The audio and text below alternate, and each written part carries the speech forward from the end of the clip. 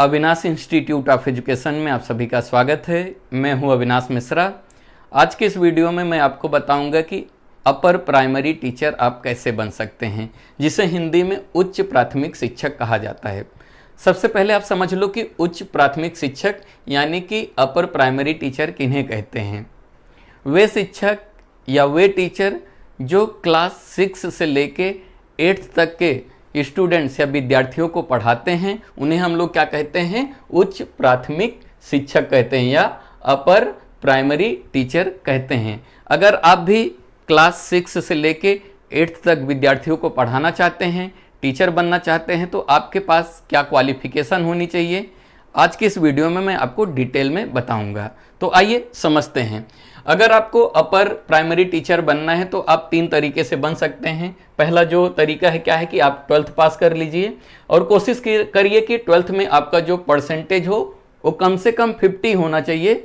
ज़्यादा रहेगा तो और अच्छी बात है, क्योंकि जितना ज़्यादा परसेंटेज रहेगा उतना आपके टीचर बनने की जो संभावनाएं हैं वो अधिक हो जाएगी।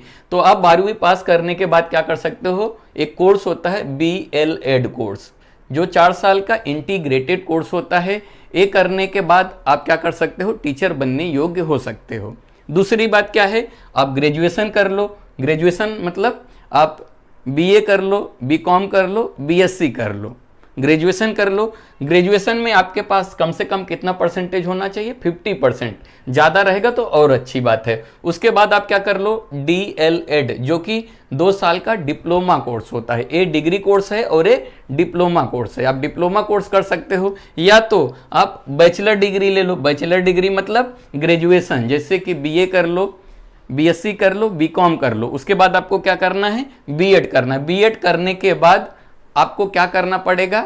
आपको एक टीचर एलिजिबिलिटी टेस्ट देना होता है। आपको पढ़ने के बाद शिक्षक नहीं बनोगे, उसके बाद आपको सरकारी टीचर बनना है तो एक टीचर्स एलिजिबिलिटी टेस्ट देना होता है, जिसको हम लोग क्या कहते हैं?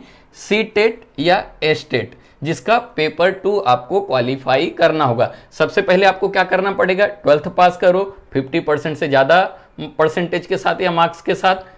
आप BLED कर लो 4 साल का, या तो आप ग्रेजुएशन कर लो, 50% होना चाहिए। DLED कोर्स कर लो जो कि 2 साल का होता है, या तो आप बैचलर डिग्री यानी BA, BCom, BSc करने के बाद B.Ed कर लो। उसके बाद आपको क्या करना पड़ेगा? उसके बाद आपको टेट क्वालिफाई करना होगा।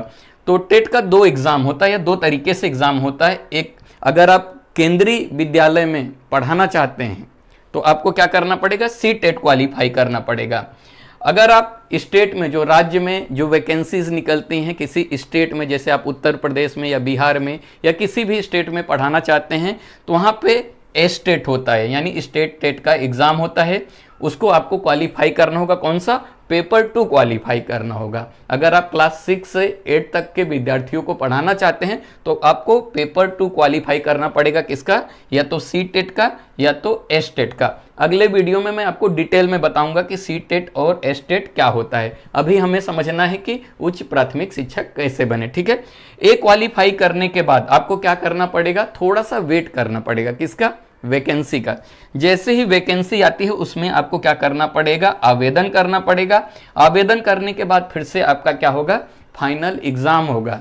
फाइनल एग्ज़ाम के क्वालिफाई करने के बाद जब आपका मेरिट लिस्ट में नाम आएगा तब आप क्या हो जाओगे? सरकारी टीचर बन जाओगे। तो वीडियो कैसा लगा कमेंट करके ज़रूर बताइएगा। अगर अभी तक इस चैनल को आपने सब्सक्राइब नहीं किया तो कर लीजिए। वीडियो देखने के लिए धन्यवाद।